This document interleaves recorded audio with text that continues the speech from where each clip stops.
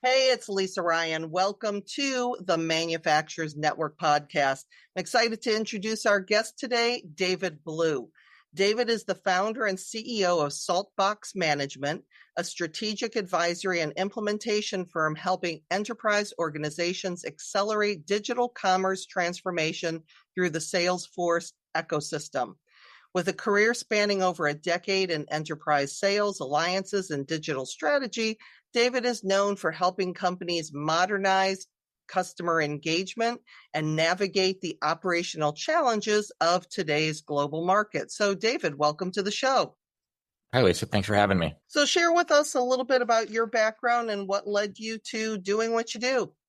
Yeah, absolutely. So I've spent nearly my entire career in professional services, about 98% of that in Salesforce professional services. And I've been fortunate to be a part of a couple of very high growth, highly successful Salesforce partner and implementation firms over the years. And what kind of got us to where we are is really the COVID pandemic and coming out of COVID, right? It really turned everybody's eyes on to what digital means to organizations and what engaging with your customers really means and what customers want, trying to light and accelerated years and years, if not decades of innovation in a short amount of time. And that was really the hypothesis behind starting Saltbox in 2021, is to help B2B companies use Salesforce to improve the way that they're selling to their customers and engaging with their customers. And then pandemic really was the catalyst for that. Yeah, it's like a lot of bad things come out of the pandemic, but when it came to technology, certainly a lot of good things came out. Absolutely. Yeah, if you would have told me in 2019 I'd be doing full day training programs, sitting in my office doing things on video, I would have never believed you. It completely changed the way that everybody thinks about work and how everybody thinks about how they do business with their customers. And I think for the better, ultimately, as I said earlier, right, it accelerated probably a decade of innovation in a short amount of time. And that's really the wave that Saltbox is trying to still take advantage of, because I think, especially in manufacturing, right, they're still lagging behind a lot of other industry and consumer business, especially. And that's really the opportunity that I think we have to help our customers and manufacturers as a whole really accelerate and close that gap. So what are you seeing out there as far as what's really going on in manufacturing that more people should be talking about? Yeah, there's certainly the the tariff conversation, the economic headwinds. Those are always kind of omnipresent, but the ones that the conversations we're having a lot with our customers really have to do with their aging workforces, their rising customer expectations, right? This is, we go back to, again, the pandemic shining a light on how to do business digitally. Customer expectations have changed pretty dramatically over the last few years really. Buyers are getting younger, and those buyers expect a different experience than buyers from a decade or a couple decades ago. And we have a lot of conversations with our customers about the legacy technology that is supporting a lot of those interactions and supporting a lot of the selling motion, both online and offline, with customers, and how in many cases that holds them back from achieving the vision or achieving the expectations, if you will, of that kind of changing buyer demographic that's really emerged over the last 5-6 years. Well, and it's interesting with the old versus the young, because, and I think it's going back and forth now, where we always liked the face-to-face, the voice-to-voice on phone. And then we thought that, well, the young people basically just want you to text them or send them emails. Well, actually, I don't think they like emails either. And now it's starting to come back around where people were really starved for that connection. So where is it? Is there still that big of a difference between your more tenured folks and your newer folks in the workplace when it comes to communication desires? Yeah, I think there's definitely a demographic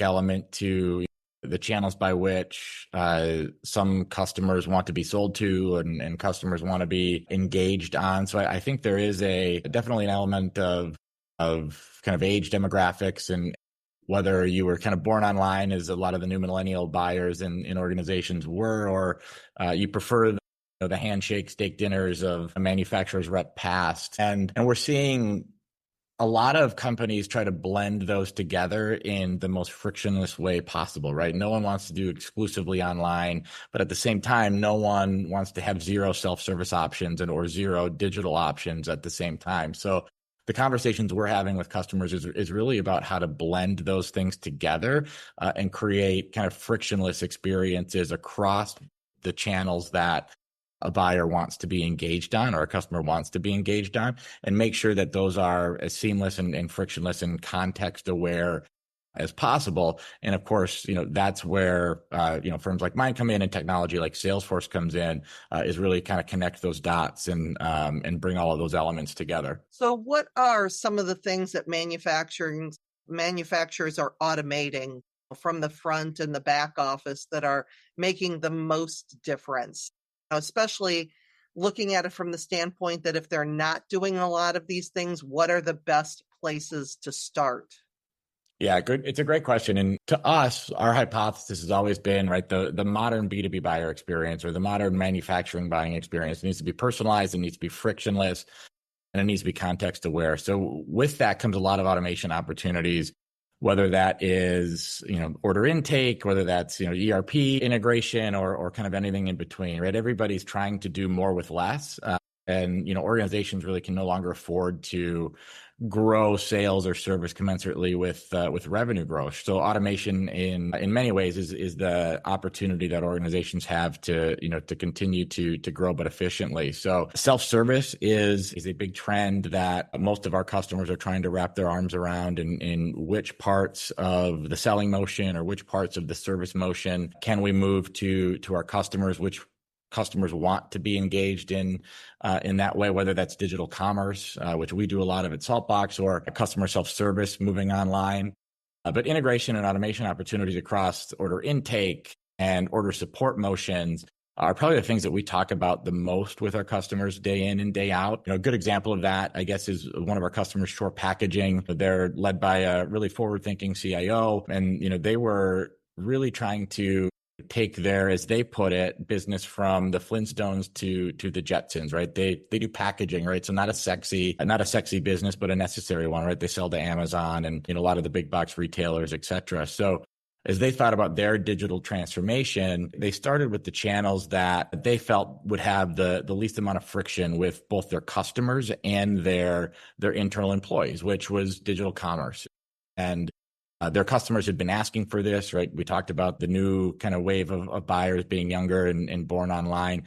That was a great entry point for them, because that was something that A, their customers wanted, but B, they decided would be less disruptive to the business than trying to, say, automate a bunch of front or back office processes that require a bunch of people and process change, which is the hard part of any transformation. So they started with digital commerce, and then we went to order management and how we helped them automate the order intake process, not just from the commerce site, but from other channels, right? They were spending upwards of 15 to 20 minutes manually entering orders into ERP. So we helped them stitch that all together, starting with the commerce site, then moving into some of the other traditional channels, really so that they could have their customer service folks and their sales folks out of ERP and doing the things that they're supposed to be doing, i.e. selling more or supporting their customers on the high value support tickets, not, keying in orders all day, every day. This is a way that they can help scale themselves efficiently, grow more efficiently. And that's part of their journey that really provided I think the most value, not just financially, but also provided them a way to practically scale and do it in a way that was not disruptive to customers, because this was in most cases invisible to them, right? They just knew that they were placing orders and their orders were getting into ERP. They're just happening faster. And they took a very pragmatic approach to how they went about their roadmap, and I thought was a really good example of an understanding that digital transformation is never done, but you need to go about it in a way that kind of builds on itself, but takes into consideration the people element of these transformations, which is often the hardest part from an adoption and change standpoint. Well, and speaking of people, because we have a couple different areas that go along with that. Number one, we have this labor shortage that everybody without exception is dealing with. So automation can help us to need fewer people to get the job done. But then Right. we're looking at things like self-service or more digital transformation where maybe we don't need as many people as we can. How can we ensure that we're keeping jobs? Are there new jobs that are being created because of this? Or basically, is automation going to take over the world and make them lay everybody off? Yeah, despite what you read, I don't think we're close to AI or really automation in general taking over jobs here. And that was a real concern for sure. And that was a real concern for a lot of even their salespeople in that, all right, we're bringing digital commerce into the fold. How does that affect me as a salesperson, the relationship that I have with our customers that I've worked so hard to build? And Shore did a really great job of bringing all of those stakeholders along and helping them understand that this isn't something that is a threat to your job, but this is a force multiplier to it. This is going to allow you to do the high value things that you're here to do, right? In sales's case, go out and break into new markets or go break new logos down, right? It doesn't make sense for a salesperson to be involved in every single order when Amazon orders the same 1,000 boxes over and over again, month over month or week over week. And same for customer service, in that if we can give their time back to solving high value problems for customers so that we can focus on retention and loyalty, which then also drives top line growth and bottom line growth, and take them out of things like keying in manual orders, that's going to ultimately give everybody a better opportunity to succeed as an organization. And sure, there might be less of them needed. We maybe need to grow a little bit less from a headcount standpoint than we would have, 10 years ago, where we just have to throw labor at it. But the efficiency gained will help grow the top line, which then in turn grows jobs at the same time. And I think that one thing that you mentioned and that I saw during the pandemic too is it used to be your outside sales force. They really spent their time, flying across the country to land a big Amazon type of client. And then all the money was there. And during the pandemic, they realized that they can service a lot more of the smaller customers that may not have gotten their attention before or broken into new markets because they could set up a Zoom call or set up a 100%. call and have those conversations. 100%, right? Salespeople are meant to be out there selling. So being able to take out a good portion of their day or their weeks from a travel standpoint certainly helps. But things like digital or online commerce that really help support those smaller customers even more than the bigger customers, right? Because the ability for salesperson that might be covering a large territory is going to naturally and organically focus on the biggest accounts in the territory and the biggest dollar amounts. But there's still money to be made in those smaller accounts, and whether you call it kind of long tail customers or just the customers that are spending a little bit less at a little bit lower volume or maybe high volume at a lower dollar amount. Things like digital commerce are perfect for those scenarios because it allows you to touch that customer base that in a purely outside sales motion, you just don't have hours in the day to do. And I think the pandemic, as you said, really shined a light on people's ability to do that. And I think that's why there are, likely to be winners and losers in the next economic downturn, right? We can debate whether we're in a recession or not now, but the folks that invest in things like digital will be the ones that accelerate growth when times are good versus the ones that try to stay status quo and do things how they've been doing things for the last 50 years. Those are the ones that will struggle, I believe. And that's really our hypothesis at Saltbox and why Salesforce has been such a great partner, because they own the front office and now they have a platform of applications that help make all of those connections that we talked about earlier across the buyer experience. Now, and I hate to use any sentence with tariffs in it because it's such a divisive topic right now, but you recently wrote a blog for Salesforce that digital commerce can help offset the impact of tariffs. that's not a connection that most people make, and hopefully can keep us out of the divisive part of that. So Yep. can you break that down for us? Yeah. And, to me, not unlike what we were just talking about, right? To me, fighting the tariff battle is all about figuring out how you can expand or protect the margins that you have in your business, which are already razor thin in most manufacturers, without sacrificing, quality and customer experience. And I think people overlook the fact that, digital commerce is a way to do that, because as we just said, you need maybe fewer salespeople, or salespeople are out focusing on breaking into new markets or breaking into new accounts, when otherwise, in order to serve the same growing volume, you would need to hire more salespeople, right? Digital commerce takes that element out. So we think about the repeat orders of many manufacturers, right? Their customers order the same things month over month, quarter over quarter. Right, being able to offer something like a reorder portal for that doesn't need salesperson intervention or customer service intervention, right? That all just reduces an organization's cost of goods sold, which helps protect that margin, and is in a fluctuating environment where we aren't quite sure where tariffs are going to land at the end of the day. That's one of the things organizations can do to play offense on the uncertainty that tariffs have been providing over the last 6 months or so. Another area is fulfillment, right? How do we strategically, automate what orders get fulfilled out of what warehouses, or what parts or what sources do I source the materials that I need to fulfill an order from what supplier, based on where that supplier is, and the tariff implications of coming out of that region or that area, and all of those things. Commerce and order management systems, kind of using those synonymously. You can build automations that have that logic built in, and do all of that for you behind the scenes, which, again, in an environment where margins are always going to be razor thin, anything you can do to get an extra half a basis point, or a little bit more, is going to help. And we see digital commerce as a way to kind of protect that ground, and either expand margin, or at least protect the margin that you have in a kind of a fluctuating environment on the cost side. So just so that I can understand a little bit more, and it may or may not be a dumb question, but so the automation would basically let you know if you're sourcing products, to determine whether maybe you should get it from India or China or Mexico based on the tariffs associated with Correct. those countries, to give you your basis points. Okay. That's correct. Okay.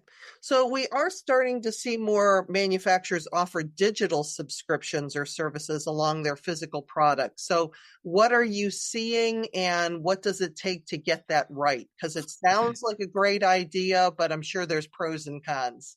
Everybody wants to be a part of the subscription economy. It seems like manufacturers are no different, right? The idea of predictable recurring revenue, who wouldn't want that in their business? That's something that is universal, right? Not just for manufacturers. So, as you said, we're starting to see a lot of manufacturers wrap kind of subscription or services around those physical products, but not necessarily a new concept in that those services have already been there, but it's really how the companies are monetizing those in the age of the internet that has really changed, right? If we think about the products that manufacturers are building today, most have an online, or at least a connectivity component to them, where performance data is available for just about every product that exists in the 21st century. So what can manufacturers do to monetize that? And subscription services around service monitoring, or we talked to a customer the other day that is aggregating all of the service tickets that come in, and automatically opening opportunities for their salespeople for all of the similar make and models from that year. Once service tickets reach a certain threshold, to be proactive about upselling a different model, or a parts motion, or a service motion. And these are all services that companies will pay a monthly fee, or a quarterly fee, or some sort of subscription fee alongside the product, because the opportunity cost of an outage or something going down, where in the old days, you'd have to wait for the product to break and then call customer service and hope they could run a truck, right? All of those things are now being able to be proactively monitored through these kind of subscription type services, where the opportunity cost of the alternative is just far greater than whatever that monthly fee might be from a subscription standpoint. So we're seeing a lot of that with customers. And to get to your question around like, what do you need to be successful in that, right? That's where your architecture in the technology side needs to be squared away, right? You need to be able to integrate systems and data, because that really is, in the example I just gave, right, that is the currency in that service. And if you're going to offer services that are wrapped around proactivity and performance monitoring and data that is coming from these devices or these assets that customers have purchased, right, you need to make sure that that is real time. You need to make sure that it's accurate. And the only way to do that is set the foundation from a technology standpoint with an architecture that is sound, that has the ability to continue to scale and handle the volume of transactions or interactions that most of these manufacturers are facing from a volume standpoint with the number of products that they have in the market. Okay. And I just had a question in my mind and then it just went out. So when you had mentioned before about Shore packaging, and that sounded like it was a pretty good project for you. So what stuck with you from that project? Again, pros and cons that others listening may learn from. Yeah, I think Shore is a great example of, and it's a little bit cliche, but not trying to boil the ocean. Starting small and, crawling before you walk, walking before you run is really the right way, I believe, and Shore believed, to go about these types of kind of transformation initiatives. And they were very smart about prioritizing, I'll do it in air quotes. I know this is audio only. The quote unquote easy stuff first, right? Where can they get the highest amount of value for the lowest amount of effort? And not everybody does that, right? Everybody tries to skip to the end. And digital transformation is one of those things that doesn't have an end. But when you try to do too much, that's where the people change and the process change can often become overburdensome. 9 times out of the 10, the technology is not the hard part in these types of transformations. It's the people change that prevents these things from being successful. And Shore took a really pragmatic approach to the work that they did and the phases or the stages that they did that work in, to not have a major impact on the people side of the business, both on the customer side, but then also their internal employee side. Because as soon as you try to skip to the end, or as soon as you try to get, from A to Z without all of the letters in between, that's when you missteps, you make poor decisions, whether that's architecturally or scope wise. And it's a great example of sometimes, slowing down helps you go a little bit faster. And that's certainly been the case with. Well, and the thing that I was thinking about before was the data. Making sure having processes in place that you are putting in good data, so you're not dealing with data in, data out, or garbage in, garbage out, right, which really takes you back to kind of taking that one step backwards to go 3 steps forward. So in working with the employees and just in the processes that you're putting into place, how are you making sure that you're using the true real-time data to do that? Yeah, the data element and making sure that the quality is there is oftentimes the hardest part in all of this. So we lean on our customers quite a bit on making sure, right, they're going to know their data better than we're ever going to know it. And our job is to help them understand the right ways of going about and getting it, and when you need to go get it, right? Real time is great in some instances, but it might be overburdensome from an integration standpoint from some other use cases. So helping them understand the right integration strategy and the right architecture to support that integration strategy, and then making sure that we are going through a data exercise, prior to the data migration, if we're moving from system to, a new system, is something that can't be overlooked in every single project, because as you said, if you're just putting garbage in, you're going to get garbage out. And, all the effort will be for naught on all of the other work if the data is not where you need it to be to inform the right customer interactions and inform the right outcomes, because self-service is great and we love all things digital. But if I'm looking at data from a year ago and I should be looking at data from yesterday, I'm still going to have to call the customer service line, which is the whole point in what we're trying to avoid in offering self-service solutions. So the data element is critical and it can't be overlooked. Right. Well, as we're getting to the end of our time together, if a manufacturing leader is listening and thinking, this sounds great, but I don't know where to start, what is your best tip that you would share with them?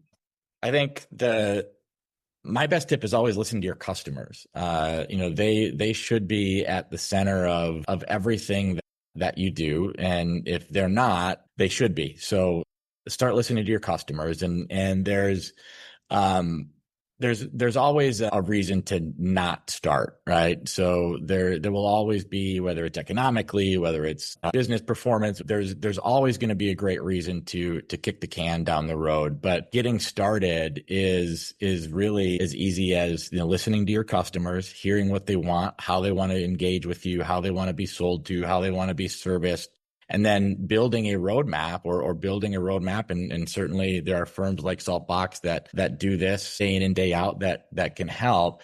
And building a roadmap that, doesn't have you biting off more than you can chew, and taking a crawl, walk, run, if you will, or a very slow approach to, the high value, low effort items first, knowing that, these things will always build on each other and are never really done. So talk to your customers, hear what they want, and then build a roadmap that you can execute on over time, knowing that these things don't happen overnight and they're also never done. So you just have to get started. To get started, as silly as that sounds. Well, and if somebody did want to continue the conversation with you, what's the best way to get started or Yeah, to certainly reach you?